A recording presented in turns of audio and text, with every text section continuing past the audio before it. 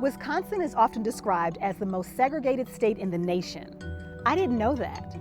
I moved here from the DC area in 2014 and didn't know a lot about the Black population in Wisconsin. But since then, I've learned a lot about Wisconsin's Black community, their successes and their challenges. I've had loads of conversations with friends and those working to improve our community. But I still want to learn more. Together, let's discover and explore why race matters in Wisconsin.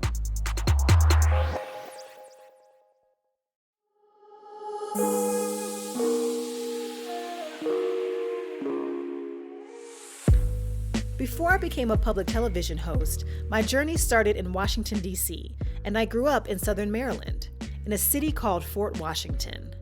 Fort Washington is about 32 minutes south of the nation's capital, where 65% of the population is Black. I was very accustomed to seeing people that looked like me on a regular basis. I very much, came to see that as like the standard way of being, just like, yeah, you go to the grocery store or the airport or the doctor's office or school and you see people that look like you. Like that was very much a norm for me. The point is I saw me everywhere that I went. In 2014, I moved to Madison, Wisconsin for a job, moving from a majority Black space to a city that's almost 80% white. So I was pretty aggressive, at least the first month, of trying to figure out where were the spaces where I could find foods I appreciated, I could find hair products, I could find like some sort of semblance of a social life. And I'd never had to put forth that effort before, like in any other place in which I'd lived, which was interesting. Soon after I moved to Madison, the Wisconsin Council on Children and Families launched a multi-year initiative called the Race to Equity Report. The goal was to explore, measure, and analyze the racial disparities in Dane County, Wisconsin. I'd never lived in a space, at least that I was aware of, and maybe that's a privilege I took for granted, where like race was in my face in that way. On the one hand, that felt exciting to be like, okay, they're talking about race, that feels progressive. And then kind of later on, there were other feelings that developed the longer I was here, and the more it felt like race felt more like an academic exercise for people and not like an actual intentional focal area that there was desire to change anything around. After the death of George Floyd in 2020 and the increased media attention around racial justice, I felt a responsibility to use my connections in public broadcasting to highlight some of these issues in Wisconsin. Certain spaces in Wisconsin are often credited as some of the most livable cities, but for whom exactly? A 2019 report from the Center on Wisconsin Strategy showed that Wisconsin ranks near the bottom nationally on a number of racial disparities, including worst for unemployment, second worst for out-of-school suspension, third worst for voter participation, and fourth worst for infant mortality.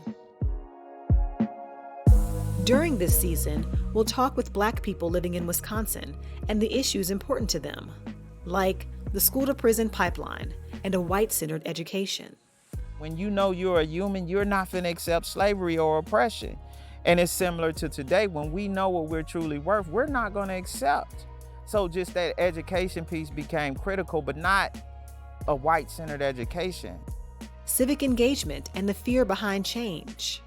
To expect me to feel like I'm loved in this society, in this country, is ridiculous. To try to fix a system that literally was started by stealing land and stealing people is a ridiculous idea to ever think that like this could be a just system.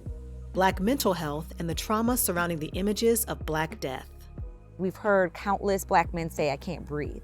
And I always explain with COVID and then with all of the racial unrest, we can't breathe as a community. Black farming and land ownership.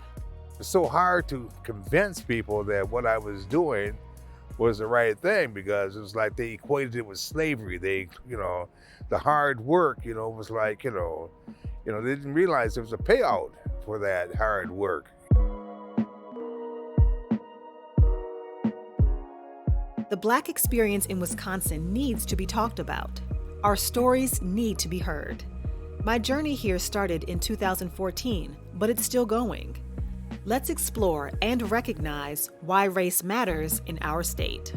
Part education, part celebration of the solutions, but also part call to action.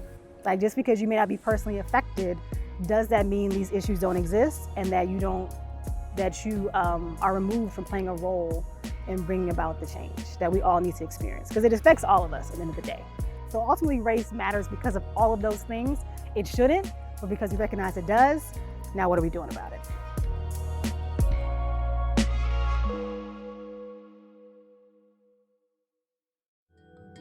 To learn more, go to pbswisconsin.org/whyRaceMatters to find additional links and resources to help keep you informed.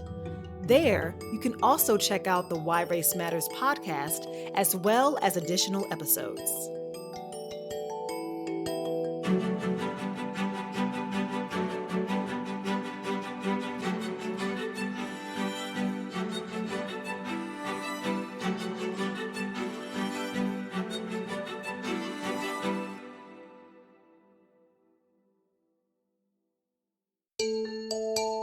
Funding for Why Race Matters is provided by CUNA Mutual Group, Park Bank, Alliant Energy, Madison Museum of Contemporary Art, Focus Fund for Wisconsin Programming, and Friends of PBS Wisconsin.